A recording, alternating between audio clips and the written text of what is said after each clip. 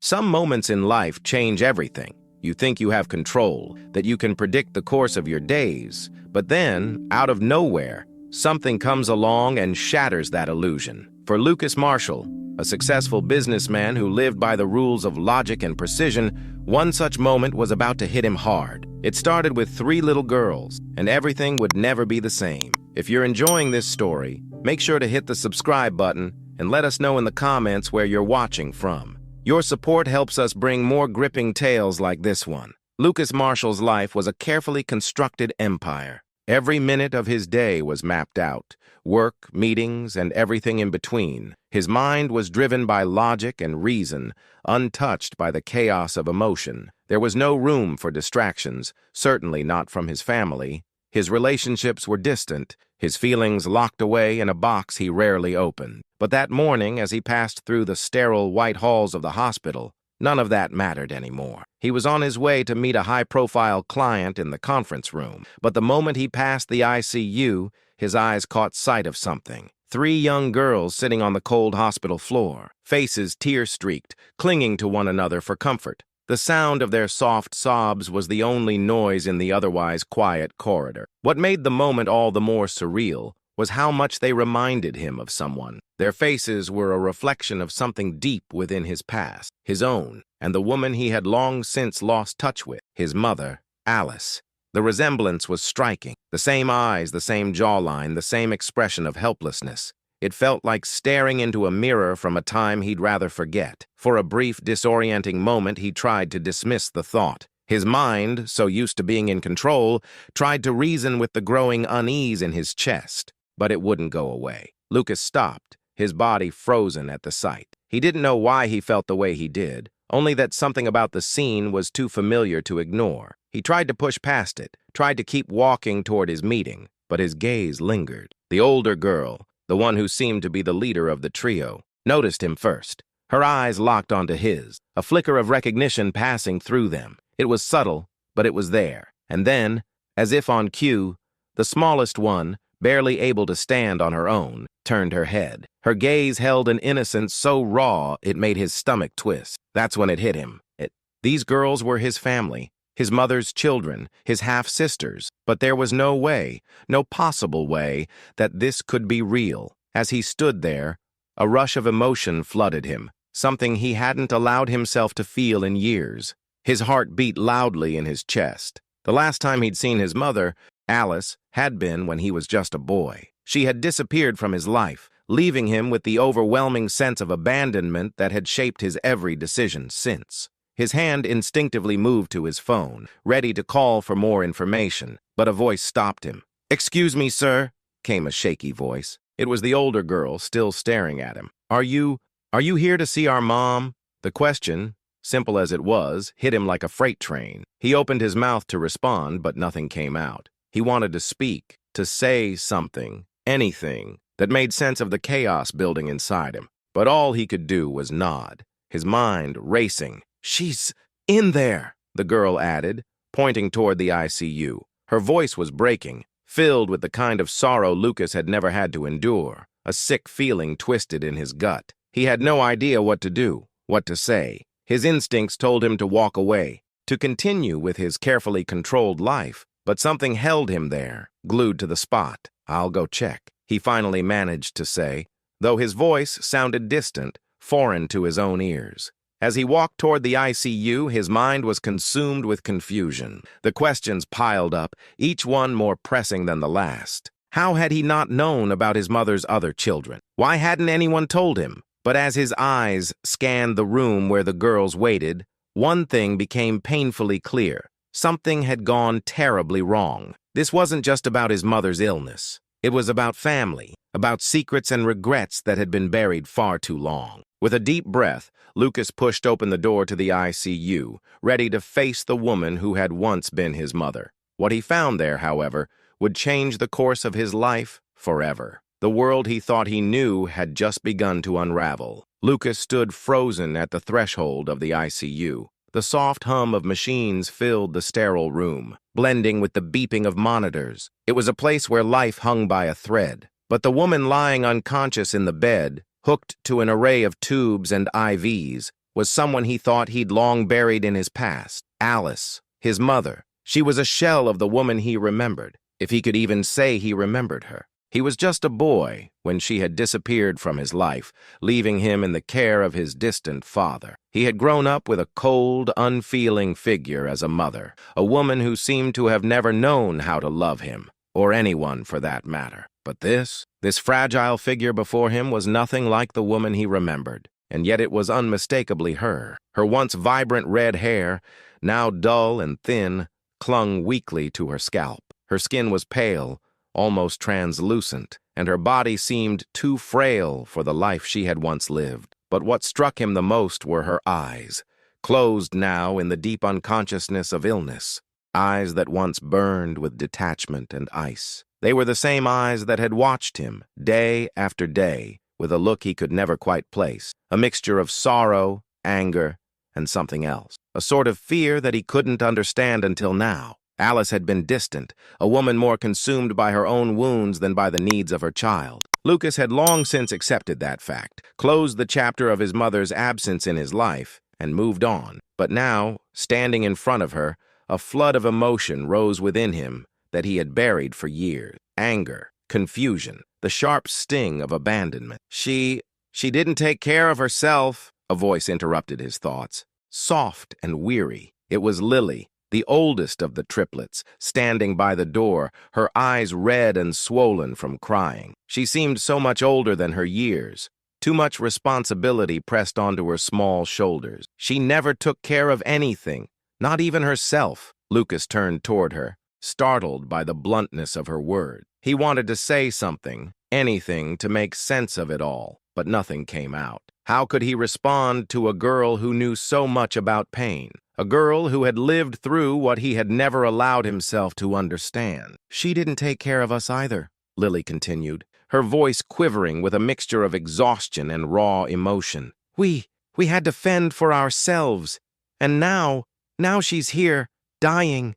The words hung in the air, thick with the weight of years of neglect and heartache. Lucas wanted to shout, to demand answers from his mother, to ask her why, after all these years, she had chosen to vanish from his life and from the lives of these girls. Why had she kept them in the dark, alone, without any help? Why hadn't he known? But he didn't ask.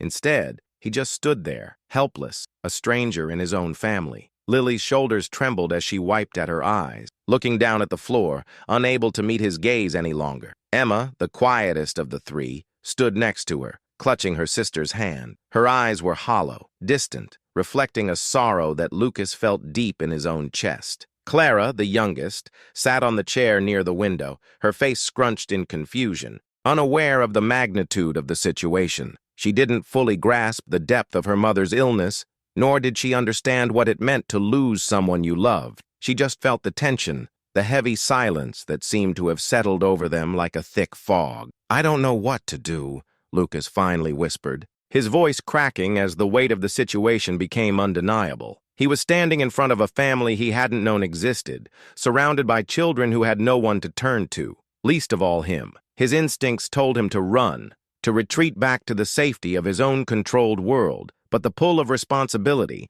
something he had never felt before, kept him rooted to the spot. "You don't have to do anything," Lily said bitterly. "You're a stranger to us, remember?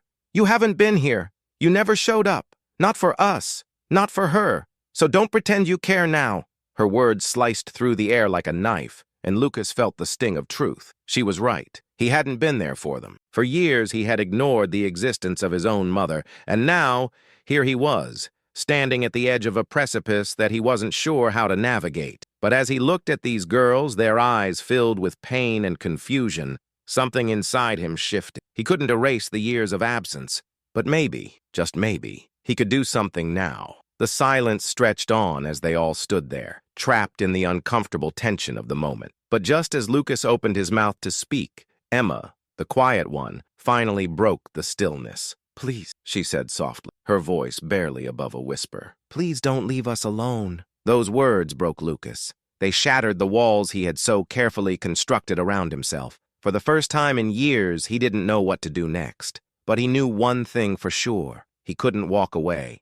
Not this time. He stepped forward, unsure of what he was offering, but desperate to do something, anything. He reached out a hand as if to touch the life that had once been his and yet felt so distant now. "I'll stay," he said, his voice thick with emotion he couldn't control. "I'll stay, for all of you." But as Lucas looked down at the girls, the weight of their shared pain and the dark history between him and his mother pressed down harder than ever. It wasn't going to be as simple as staying, not by a long shot. And yet, as the silence filled the room once more, one thing was certain. This was just the beginning. The days that followed Alice's arrival in the ICU blurred together. Lucas found himself at the hospital more often than he ever expected, his once rigidly controlled schedule crumbling under the weight of the girl's need for stability and the unresolved tension between him and his mother. He hadn't planned for any of this, but here he was, thrust into a role he never imagined he would play, a protector, a father figure, though he wasn't sure he even knew how to begin. Each day, as Alice remained unconscious, Lucas found himself spending more time with the triplets.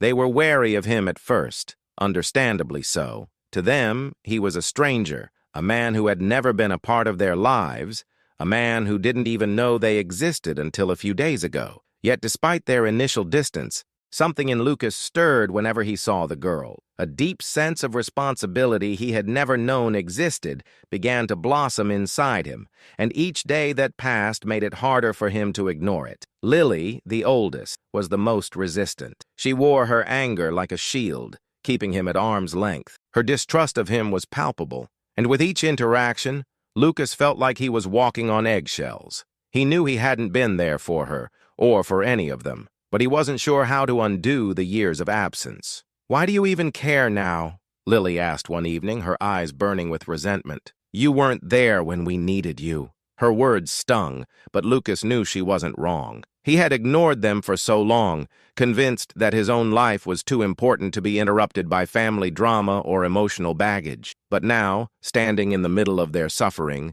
he couldn't deny the pull to help, to be present in a way he never had been. "I know I wasn't there," he said quietly, his voice thick with guilt. "But I am now. I want to help. I don't know how, but I will." Lily's gaze faltered for a moment, as if she wasn't sure whether to believe him. She wanted to trust, but the weight of years of neglect was not easily lifted. Lucas saw the conflict in her eyes, the battle between hope and betrayal. He knew he had no right to ask for her forgiveness, but the desire to make things right was overwhelming. Emma, the quiet one, was a little different. She spoke less, but when she did, it felt like her words carried the weight of everything unsaid. She often sat beside him in the waiting room, her legs dangling from the chair, her fingers absent-mindedly twirling a piece of string. She didn't seem to carry the same sharp edge that Lily did, but there was something in her demeanor that spoke of deep hurt, a quiet desperation that Lucas couldn't ignore. Do you think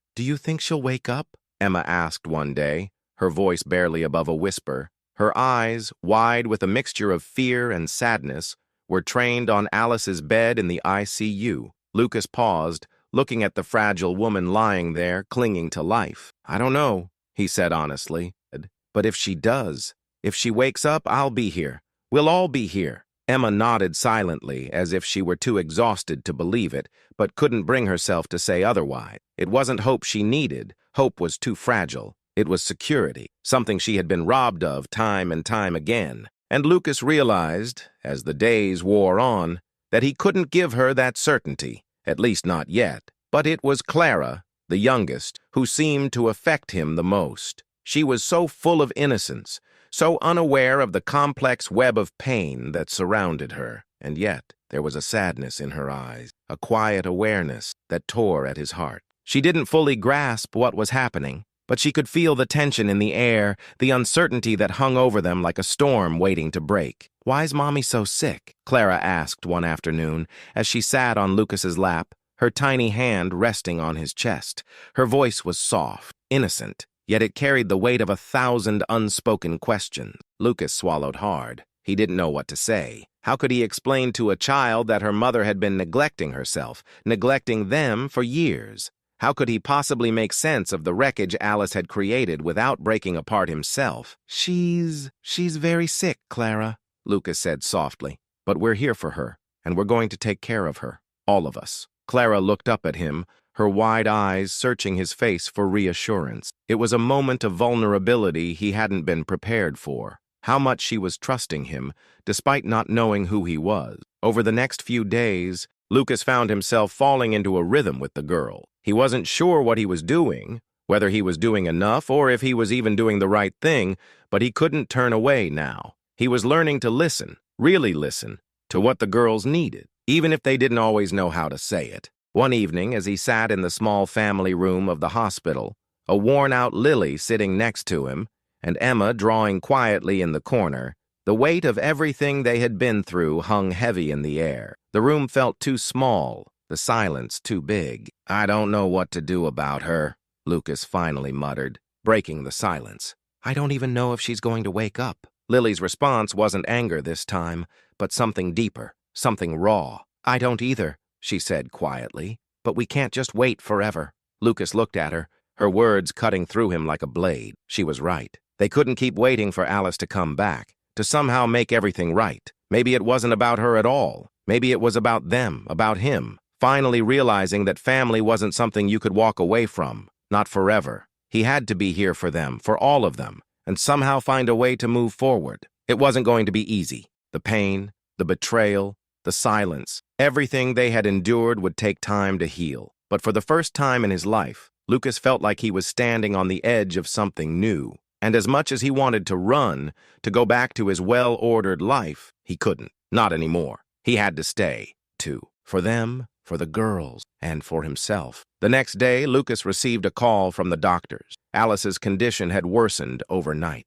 The final moments were drawing near. The uncertainty of the situation hung over him like a heavy cloud. But as he turned to look at the girls, something shifted inside him. They needed him, in a way he had never needed anyone before. And whether he was ready or not, it was time for him to face the past and the future head on. And just like that, he knew everything was about to change. The hours dragged on as Lucas sat by Alice's bed, watching the slow rhythm of the machines that kept her alive, a hollow echo in the sterile room. The flickering light from the overhead lamp cast long shadows, and he couldn't escape the weight of the situation pressing in on him. His mother, the woman who had once been the source of so much pain and confusion in his life, lay unconscious, fighting for a life she had neglected for so many years. The life she had neglected for them. As he sat there, his mind wandered back to the past, the years of estrangement, the coldness, the emotional distance that had defined his relationship with Alice. She had never been the warm, nurturing mother that most children dreamed of. She was distant, emotionally unavailable, and often seemed more consumed by her own personal battles than by the needs of her family. And when Lucas was old enough to leave, to escape, he had done so without a second thought. He had buried the hurt and left her behind, convinced that his life would be better without her influence. But now, as he looked at her fragile body in that hospital bed, he couldn't help but wonder, what had happened to her? What had driven her to the point of neglecting herself, of abandoning the very children she had brought into this world? He was interrupted by the soft, hesitant voice of Emma. She stood in the doorway, her eyes puffy from crying, but there was a quiet resolve in her stance. "Lucas, can I talk to you?" He nodded, his heart heavy, and motioned for her to come in. She stepped forward cautiously, her small frame dwarfed by the vast, sterile room. She didn't speak right away, instead sitting on the chair beside him, her hands tightly clasped together in her lap. After a long silence, she finally spoke, her voice soft but filled with emotion. I think I know why she left, why she couldn't be a good mom." Lucas turned to face her, surprised. "What do you mean?" Emma hesitated, clearly struggling with her words. But the raw honesty in her voice made Lucas pause. "She was never really happy, was she? I mean, I know she didn't love us the way we needed, but I think she was scared. I think she never knew how to be happy because of what happened when she was younger." Lucas's heart skipped a beat. The pieces of the puzzle that had always felt so elusive suddenly began to click into place. "What happened?" Emma looked up at him, her eyes dark with a sadness that ran deeper than her years. "She never told us much about her past, but I remember her talking sometimes when she was drunk. She said that when she was young she lost someone she loved, someone she couldn't save, and I think that's why she couldn't love us the way we needed. She was afraid of losing us too, afraid of getting close." The words hung in the air between them, thick with a truth that Lucas had never considered. Alice's coldness, her distance. It had all come from somewhere, a place of deep-rooted pain. His mother had carried a grief so profound that it had locked her heart away, leaving her incapable of offering the love that her children so desperately needed. Lucas's mind raced. He had always seen Alice as a woman who had chosen to neglect him, to push him aside. But now, hearing Emma's words, a new understanding was beginning to form. Alice hadn't chosen to hurt them. She had simply been unable to give them what they needed because of her own unresolved trauma. Her inability to love, to truly connect, had been her own prison, and in many ways, it had trapped the girls in the same cage. And then there was the other part of the story, the part that tore at Lucas's heart. Alice's decision to leave him behind. He had always thought it was a simple act of abandonment, that she had just chosen to walk away from her family. But Emma's words made him wonder if, in some twisted way, Alice had done it out of fear. Fear of loving too much, of opening her heart to more loss. Maybe she had pushed him away to protect herself. Maybe, by distancing herself from him, she thought she was saving him from the same hurt she had suffered. For the first time, Lucas found himself questioning the narrative he had carried for so long, the narrative of a cruel, uncaring mother who had abandoned him. What if there was more to the story? What if she had been fighting her own demons, trying to protect them in the only way she knew how? His thoughts were interrupted by the sound of Clara's voice from the hallway, her high-pitched, innocent call cutting through the tension. "Lucas, where are you?" Clara appeared in the doorway, her face a picture of confusion and innocence. Her eyes, wide with unspoken questions, searched the room. The child didn't understand the gravity of the situation, but her presence, her pure, untainted presence, was a reminder of everything that had been lost, and everything that could still be saved. Lucas gave Emma a soft nod, then stood up, wiping his face as he walked toward Clara. He knelt down to her level, his hand resting gently on her shoulder. "Hey, Clara, what's going on? Is Mommy going to be okay?" she asked, her voice barely above a whisper. There was no judgment in her tone, no bitterness, just a simple question born out of a need for reassurance. Lucas's heart clenched in his chest. He wanted to promise her that everything would be okay. He wanted to say that her mother would wake up, that things would go back to normal, that the pain would fade away. But he knew better than to offer false hope.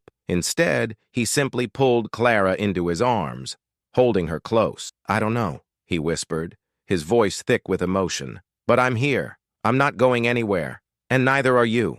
As he held Clara, Lucas felt the weight of everything. The years of neglect, the walls that had been built between him and his family, the broken pieces of his past. But in that moment, as Clara's small body melted against his, he also felt something else, the faintest glimmer of hope. Hope that, despite the pain, despite the years of silence, they could still find a way to heal. Lucas didn't have all the answers. He didn't know how they were going to move forward, or if Alice would ever wake up. But as he looked down at Clara, at Emma, and at Lily, who had joined them in the doorway, he knew one thing for certain. They were all in this together. And for the first time in a long time, that thought didn't feel like a burden. It felt like the beginning of something new. The phone rang again. It was the hospital. The news wasn't good. And yet, in the midst of it all, Lucas finally understood what it meant to truly be a family. The days that followed Alice's gradual decline were filled with moments that stretched Lucas's emotional endurance to its breaking point. The hospital room, once a place of sterile uncertainty,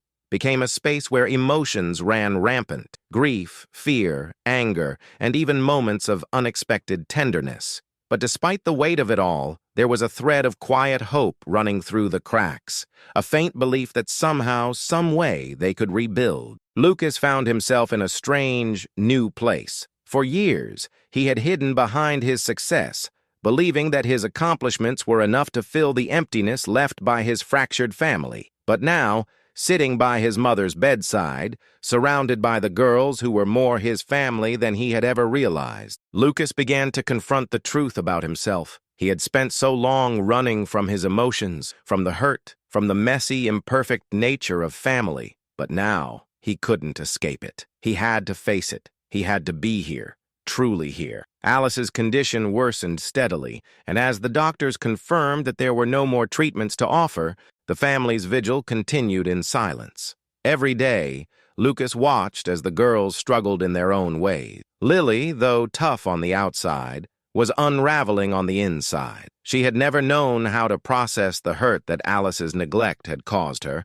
and now, facing the very real possibility of losing her mother, her anger had reached a breaking point. "I hate her," Lily said one night, her voice raw with pain as she sat beside Lucas. Her hands were clenched tightly in her lap. "I hate her for what she did to us. I hate her for making us feel like we were nothing." Lucas's heart broke as he listened to her, the words cutting deeper than any wound he could have imagined. The anger, the abandonment, he had lived it too, and he knew how heavy it was. But he also knew, deep down, that what Lily was saying wasn't just about Alice. It was about the years of feeling unseen, unheard, and unloved. It was about everything they had endured together, the quiet suffering that had marked their lives. "I don't think you hate her, Lily," Lucas said softly, his voice thick with emotion. "I think you're just scared. Scared of losing her again, scared of never having the chance to make things right." Lily looked at him, her eyes wide with disbelief. "How can you say that, after everything she's done?"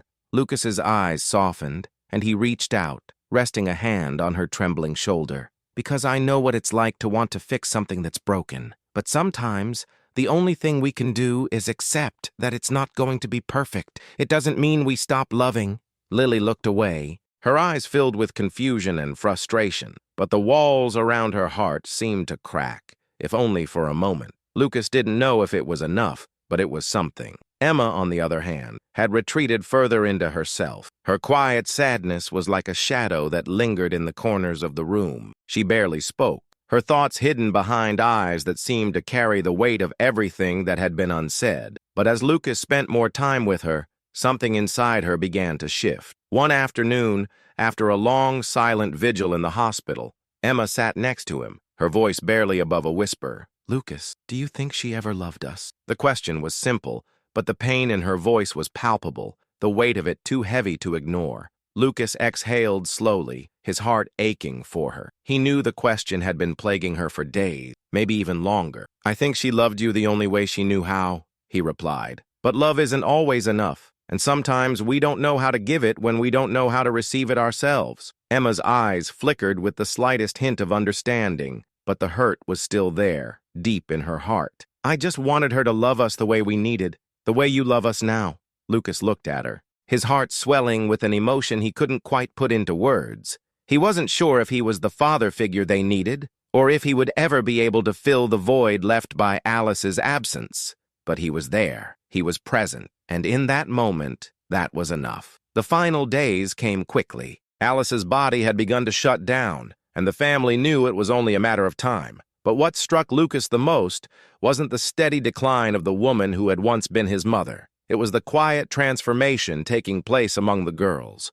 They were no longer the strangers he had first met in the hospital hallway. They were his family now, in a way that was both unexpected and undeniable. Lily, despite her anger, began to soften toward him. She started sharing stories of their childhood, of moments she had never shared before, moments of laughter, moments when Alice had been present, before everything had fallen apart. And for the first time, Lucas began to see his mother not just as the figure who had abandoned him, but as a woman who had carried her own burdens, her own losses, and had been too broken to know how to give the love they all so desperately needed. Clara, still too young to fully understand the gravity of the situation, had begun to cling to Lucas in a way that made his chest tighten. She would sit in his lap, her small hands wrapped around his neck, asking questions that were so innocent, so full of a child's hope, that it almost made his heart shatter. "Is Mommy going to get better?" she asked one day,